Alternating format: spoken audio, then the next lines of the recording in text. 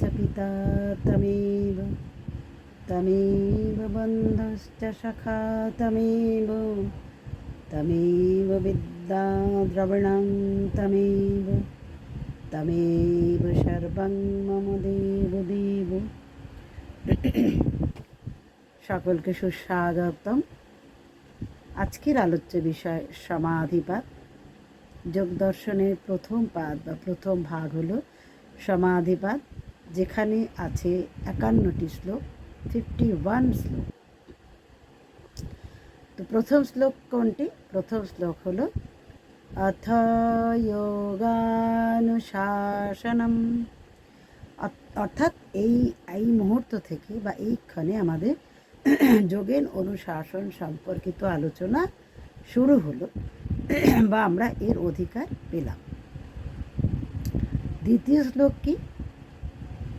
যোগশ্চিত্তবৃত্তি নিরোধ, অর্থাৎ মহর্ষি পতঞ্জলি তার পাতঞ্জল যোগসূত্রে যোগের পরিভাষায় বলেছেন যে চিত্তবৃত্তির নিরোধই হলো যোগ। তাহলে চিত্তবৃত্তির নিরোধ যদি যোগ হয়, তাহলে আমাদের প্রথমে বুঝতে হবে যে চিত্ত কী। চিত্ত হলো ব্যক্তি বৈশিষ্ট্যের পরিচয়, মনই হলো চিত্ত। তাহলে চিত্ত এবং মন এই দুইয়ের মধ্যে তফাৎ কি?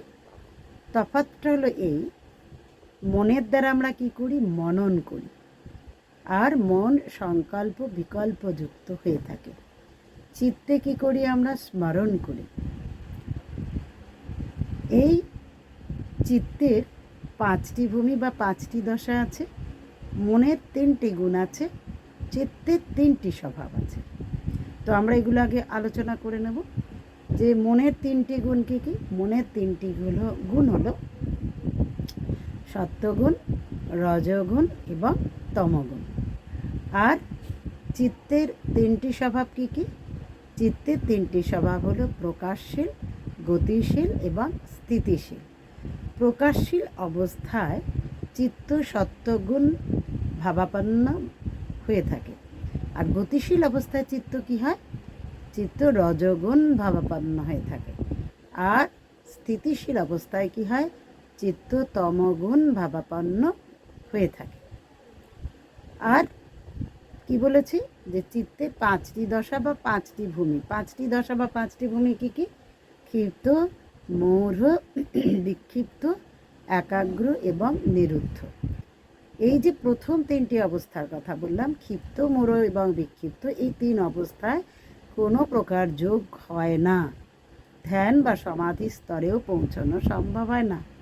কেবলমাত্র একাগ্র এবং নিরুদ্ধ অবস্থাতেই যোগ বা ধ্যান বা সমাধি হওয়া সম্ভব। তো ক্ষিপ্ত অবস্থাটা কীরকম? ক্ষিপ্ত অবস্থা হচ্ছে গিয়ে যখন চিত্তে কি হয়? রজ এবং তম গুণ যুক্ত হয়ে থাকে। তখন কি হয়? মন বিবিধ ঐশ্বর্যের প্রতি আসক্তি তৈরি করে, অর্থাৎ বিভিন্ন যে জিনিস আছে, বস্তু আছে, বিষয় আছে, তার প্রতি তার ভোগের জন্য মন ধাবিত হয়ে থাকে। তো এই যে ক্ষিপ্ত অবস্থায়, কেন এটাকে ক্ষিপ্ত বলছি? এক তো এই বিষয়ের প্রতি আসক্তি থাকে, 2 হচ্ছে এই বিষয়গুলো যদি ভোগ করতে না পারে তখন কি হয়? মন মেজাজ আর স্থির থাকে না, সে তখন ক্ষিপ্ত হয়ে যায়। সে কেন পেল না, কী জন্য পেল না, এই বিভিন্ন বিষয় নিয়ে তার মনের ভেতরে একটা বিচলন তৈরি হয়, যে বিচলনের জন্য তার ব্যবহারের ক্ষেত্রে পরিবর্তন দেখা দেয়। মূঢ়াবস্থাটা কি?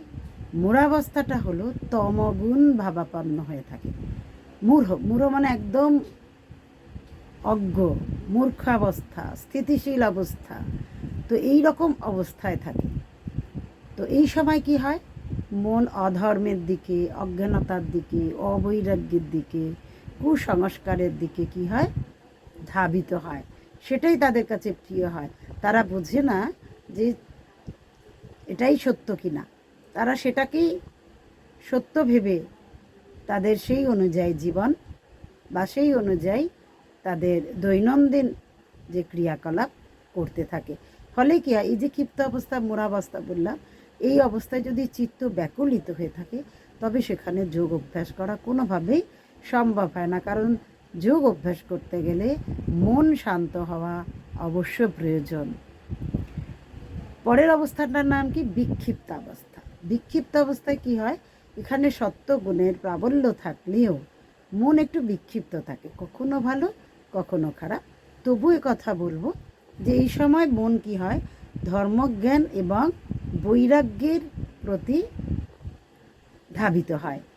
এইখান থেকেই তার শুরু হয়ে যায় ক্ষেত্র প্রস্তুত করা। আমরা বলি না যে মন তুমি কৃষিকাজ জানো না, এমন মানব জমিন রইল পতিত, আবাদ করলে ফলতো সোনা। তো সেই কারণে কি হয় যে এই মনকে যদি ঠিকভাবে আমরা তৈরি করি, তাহলে আমাদের সেই চিত্তের উপরে যে মল যুক্ত হয়ে থাকে, চিত্ত যে মল যুক্ত হয়ে থাকে, সেই মলগুলো কি হয়ে যায়, সম্পূর্ণভাবে নাশ হয়, সম্পূর্ণভাবে দূরীভূত হয়ে যায়। ফলে কি হয়, সেই মন জ্ঞান আহরণ করবার জন্য বা যে জ্ঞান সে আহরণ করে সেটাকে ধারণ করবার জন্য প্রস্তুত হয়ে যায়। এবং সে কি করে, সে বৈরাগ্য প্রিয় হয়। অর্থাৎ আমাদের বৈরাগ্যের কী প্রয়োজন আছে সেটা আমরা আগামী দিনে অবশ্যই আলোচনা করব। এই সমাধিপাদেই আমরা আলোচনা করব যে বৈরাগ্যের কী প্রয়োজন আছে। কিন্তু তবু বলবো যে তার এখান থেকে ক্ষেত্র প্রস্তুত হতে থাকে। তাহলে এই তিন অবস্থাতে কি বলতে পারি আমরা, যে কোনোভাবেই যোগ অভ্যাস করা সম্ভব না। তাহলে কোন অবস্থায় আসবো আমরা? একাগ্র অবস্থা। চিত্তের একাগ্র অবস্থাটা কীরকম? চিত্তের একাগ্র অবস্থায় এখানে সত্ত্বগুণের প্রভাব এতই আধিক্য থাকে যে সেখানে বাকি রজ এবং তমগুণ থেকে সম্পূর্ণ পৃথক হয়ে যায় চিত্ত, এবং সে নিজ স্বরূপে প্রতিষ্ঠিত হয়। এবং নিজ স্বরূপে প্রতিষ্ঠিত হলে কি হয়, প্রকৃতি এবং পুরুষের যে পৃথক, প্রকৃতি এবং পুরুষ যে পৃথক, সেই সম্পর্কে তার উপলব্ধি জন্মে। পুরুষ এবং প্রকৃতি তো আমাদের মধ্যে একত্র হয়ে আছে না। আমাদের এই দেহটা হলো প্রকৃতির অধীন।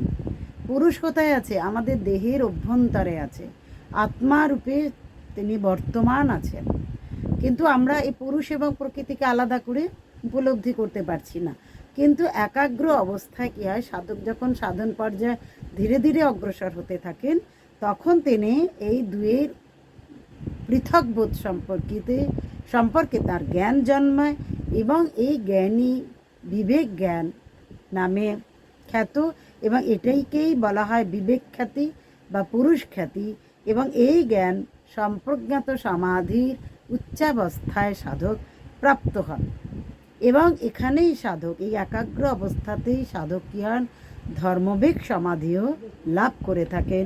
এবং এই অবস্থার নাম হচ্ছে পরম প্রসংখ্যান। এবং এই পরম প্রসংখ্যান অবস্থায় সাধকের বস্তু যথার্থ জ্ঞান হয়ে থাকে। অর্থাৎ সাধক কী করেন, বস্তুর বা বিষয়ের প্রকৃত যে জ্ঞান, সেই সম্পর্কে তার উপলব্ধি ঘটে। নিরুদ্ধ অবস্থায় কি হয়, নিরুদ্ধ অবস্থায় চিত্তের সমস্ত বৃত্তি নিরোধ হয়ে যায়। এবং সমস্ত বৃত্তি নিরোধ হলে কি হয়, সাংসারিক কোনো বিষয়ের প্রতি তার আর কোনো মোহ থাকে না, সেই বিষয়ে কোনো আকর্ষণও থাকে না, সেই বিষয়ে কোনো জ্ঞানও থাকে না। এমনকি ধর্মমেঘ সমাধি, যে কথা একাগ্র অবস্থায় বললাম যে ধর্মমেঘ সমাধি প্রাপ্ত হয়, কোনো এক সময় ধর্মমেঘ সমাধি নিয়ে আলোচনা অবশ্যই করব। তো এই ধর্মমেঘ সমাধি প্রাপ্ত হলে যে বিবেক খ্যাতি বা বিবেক জ্ঞান উৎপন্ন হয়, সেই বিবেক খ্যাতির ওপরেও সাধকের কোনো আসক্তি থাকে না, তার বৈরাগ্য জন্মায়। এবং এই বৈরাগ্যকেই বলা হয় পরা বৈরাগ্য। এই পরা বৈরাগ্যের দ্বারাই চিত্তের সমস্ত বৃত্তির নিরোধ হয় এবং সাধক অসম্প্রজ্ঞাত সমাধির সিদ্ধি লাভ করেন। এবং এই অবস্থায় সাধক নির্বীজ সমাধিও লাভ করে থাকেন। অর্থাৎ এটাই হলো সাধন পর্যায়ের উচ্চতম ক্ষেত্র, উচ্চতম মার্গ। এটা সাধারণ পর্যায়ে হয় না। আর চিত্ত আমাদের কিরাম থাকে, এই যে চিত্তকে যদি আমরা সত্যগুণের অধিকারী তো আমরা করবই, কিন্তু এই ক্ষেত্রে যখন সাধক উচ্চ পর্যায়ে পৌঁছে যাবেন, তখন তার সত্ত্বগুণের প্রতিও এই প্রভাবের প্রতিও কিন্তু তার কোনো আকর্ষণ থাকবে না, কারণ তিনি তদ্রূপ হয়ে যাবেন, তিনি তখন নিজেই জ্ঞান রূপে বর্তমান হয়ে যাবেন। তো সেই কারণেই চিত্ত অবশ্যই সত্ত্বগুণের অধিকারী হতে হবে। চিত্তে সত্ত্বগুণের অধিকতা থাকবে, প্রাবল্য থাকবে, কিন্তু চিত্ত রজ এবং তমগুণের সঙ্গে সংযুক্ত থাকে। ফলে কি হয়, আমাদের মন জ্ঞানৈশ্বর্যের দিকে ধাবিত না হয়ে ধনৈশ্বর্যে, সাধারণ অর্থ বা সাধারণ ধনের প্রতি ধাবিত হয়। আমরা মরীচিকার পিছনে ছুটে বেড়াই। প্রক্ষারূপম হি চিত্তসত্তম রজস্তমভ্যম সংসৃষ্টম ঐশ্বর্য বিষয় প্রিয়ম ভবতি। অর্থাৎ তখন কি হয়, সেই ঐশ্বর্যের প্রতি, সেই ঐশ্বর্য বিষয় প্রিয়ম ভবতি, সেই ঐশ্বর্যের প্রতি, ঐশ্বর্যকে পাওয়ার জন্য ব্যক্তি কী করেন, আকুলিত হয়ে ওঠেন। কিন্তু যদি চিত্ত সত্ত্বগুণের অধিকারী হয়, সত্ত্বগুণকেই বলা হয়েছে প্রকৃষ্ট রূপে, সেটা চিরন্তন প্রকৃষ্ট রূপে, সেটি জ্ঞানের আধারযুক্ত। তাই যদি সেটি হয়, তাহলে কি হয়, জ্ঞানৈশ্বর্যের দিকে ধাবিত হয়, এবং এই জ্ঞানৈশ্বর্যের দিকে ধাবিত হলেই সাধক ধর্মমেঘ সমাধি প্রাপ্ত করে থাকেন। কিন্তু যখনই রজ এবং তমর সঙ্গে সংযুক্ত হচ্ছে, মন বিচলিত হয়ে উঠছে এবং সাধারণ অর্থের প্রতি ধাবিত হয়ে ব্যক্তি কী করেন, তার জীবনের অনেকটা সময় নষ্ট করে ফেলেন। তাই আমাদের প্রত্যেককে সাধন মার্গ অনুযায়ী এগিয়ে যেতে হবে। এই নির্দেশ মহর্ষি পতঞ্জলি তার যোগ দর্শনে দিয়েছেন। আমি আমার সাধ্যমতো আপনাদের কাছে আমার উপলব্ধি বিষয়টুকু তুলে ধরলাম। তো আসুন আমরা এইভাবেই আমাদের জ্ঞানের আদান প্রদান করে এগিয়ে যাব এবং প্রত্যেকেই যোগযুক্ত একটি জগৎ গড়ে তোলবার জন্য চেষ্টা করব। ওম শান্তি। ওম সর্বে ভবন্তু সুখিনঃ, সর্বে সন্তু নিরাময়াঃ, সর্বে ভদ্রাণি পশ্যন্তু, মা কশ্চিৎ দুঃখভাগ্ ভবেৎ। ওম শান্তি শান্তি শান্তি। ওম।